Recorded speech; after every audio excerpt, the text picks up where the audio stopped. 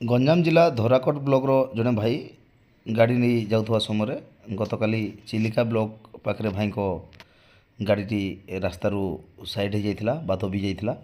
ତ ନିହାତି ଭାଇ ପ୍ରୟାସ କରିଥିଲେ, ପ୍ରୟାସରେ ଫେଲ୍ ହେବା ପରେ ନିହାତି ଓଡ଼ିଶା ଡ୍ରାଇଭର ମହାସଂଘର ସହଯୋଗ ଲୋଡ଼ିଥିଲେ ଏବଂ ସକାଳେ ଚିଲିକାର ଭାଇମାନେ ପହଞ୍ଚି ଭାଇଙ୍କୁ ସାହାଯ୍ୟ ସହଯୋଗ ଯୋଗାଇ ଦେଇଥିଲେ ଏବଂ ଦବି ଯାଇଥିବା ଗାଡ଼ିକୁ ନିହାତି ଭାବରେ ରାସ୍ତାକୁ ଅଣାଯାଇଥିଲା।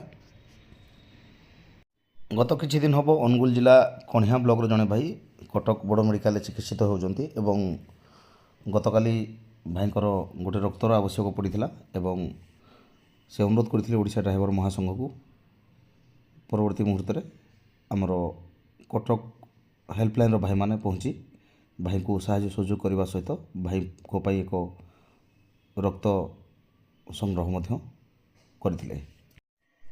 ନୂଆପଡ଼ା ଜିଲ୍ଲା କୁମନା ବ୍ଲକର ଜଣେ ଆମର ସଦସ୍ୟ ଭାଇ ଯାହାଙ୍କର କି କିଛି ଦିନ ତଳେ ଦେହାନ୍ତ ହୋଇଯାଇଥିଲା ଏବଂ ଗତକାଲି ତାଙ୍କ ଦଶାହ କାର୍ଯ୍ୟରେ ନୂଆପଡ଼ା ଜିଲ୍ଲା ଏବଂ କୁମନା ବ୍ଲକର ଭାଇମାନେ ତାଙ୍କ ବାସଭବନରେ ପହଞ୍ଚିଥିଲେ।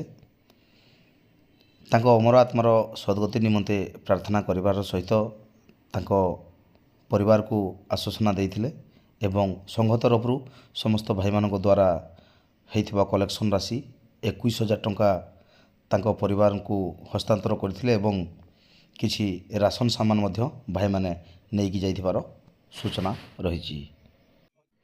କେନ୍ଦ୍ରାପଡ଼ା ଜିଲ୍ଲା ସଦର ବ୍ଲକର ଜଣେ ଭାଇ କଟକ ଅଭିମୁଖେ ଗାଡ଼ି ନେଇ ଆସିଥିଲେ ଏବଂ ତାଙ୍କ ଗାଡ଼ିଟି କଟକରେ କିଛି ସମସ୍ୟା ହେବାରୁ ଗାଡ଼ିଟି ବ୍ରେକ୍ଡାଉନ୍ ହୋଇଯିବାରୁ ଭାଇ ସାହାଯ୍ୟ ସହଯୋଗ ଲୋଡ଼ିଥିଲେ ଓଡ଼ିଶା ଡ୍ରାଇଭର ମହାସଂଘର ଏବଂ ପରବର୍ତ୍ତୀ ମୁହୂର୍ତ୍ତରେ କଟକ ଜିଲ୍ଲାର ଭାଇମାନେ ପହଞ୍ଚି ଭାଇଙ୍କୁ ସାହାଯ୍ୟ ସହଯୋଗ ଯୋଗାଇ ଦେଇଥିଲେ ଏବଂ ନିହାତି ଭାବରେ ଭାଇମାନେ ବହୁତ ପରିଶ୍ରମ ମଧ୍ୟ କରିଥିବାର ଭିଡ଼ିଓ ଆମର ହସ୍ତଗତ ହୋଇଛି। ଓଡ଼ିଶା ଡ୍ରାଇଭର ମହାସଂଘ ପୁରୀ ଜିଲ୍ଲାର ଜଣେ ଭାଇ ଗାଡ଼ି ନେଇ ନୂଆପଡ଼ା ଅଭିମୁଖେ ଆସିଥିଲେ ଏବଂ ନୂଆପଡ଼ା ଜିଲ୍ଲା କୁମନା ବ୍ଲକ ପାଖରେ ଭାଇଙ୍କ ଗାଡ଼ିଟି ବ୍ରେକ୍ଡାଉନ୍ ହୋଇଯାଇଥିଲା ଏବଂ ଭାଇ ସାହାଯ୍ୟ ସହଯୋଗ ଲୋଡ଼ିଥିଲେ ଓଡ଼ିଶା ଡ୍ରାଇଭର ମହାସଂଘକୁ ଏବଂ ପରବର୍ତ୍ତୀ ମୁହୂର୍ତ୍ତରେ କୁମନାର ଭାଇମାନେ ପହଞ୍ଚି ଭାଇଙ୍କୁ ସାହାଯ୍ୟ ସହଯୋଗ ଯୋଗାଇ ଦେଇଥିବାର ସୂଚନା ରହିଛି। ରାୟଗଡ଼ା ଜିଲ୍ଲା ବିଷମକଟକ ବ୍ଲକ ବିଷମକଟକ ପଞ୍ଚାୟତ ତରଫରୁ ଏକ ବୈଠକ ଅନୁଷ୍ଠିତ ହୋଇଯାଇଛି। ବର୍ଷର ଶେଷ ତ ନିହାତି ଭାବରେ 2024କୁ ବିଦାୟ ଜଣାଇଲା ଭଳିଆ ଏକ ବୈଠକ ଭାଇମାନେ କରିଥିଲେ। ବୈଠକରେ ସମସ୍ତ ପଞ୍ଚାୟତର ଭାଇମାନେ ଉପସ୍ଥିତ ରହିଥିବା ସୂଚନା ରହିଛି। ନବରଙ୍ଗପୁର ଜିଲ୍ଲା ଉମରକୋଟ ବ୍ଲକରେ ନବରଙ୍ଗପୁର ଜିଲ୍ଲା କମିଟି ଏବଂ ଉମରକୋଟର ସମସ୍ତ ପଞ୍ଚାୟତର ଭାଇମାନଙ୍କୁ ନେଇ ଏକ ବୈଠକ ଅନୁଷ୍ଠିତ ହୋଇଛି। ବୈଠକରେ ଉମରକୋଟ ବ୍ଲକର ପଦାଧିକାରୀ ନୂତନ ଭାବରେ ଚୟନ କରାଯାଇଥିବାର ସୂଚନା ରହିଛି। ଆଗାମୀ 27 ତାରିଖ ଓଡ଼ିଶା ଡ୍ରାଇଭର ମହାସଂଘ ରାଜ୍ୟ କମିଟି ବୈଠକ ପାଇଁ ରେଡ଼ି ହେଉଛି ମାଲକାନଗିରି ଜିଲ୍ଲା।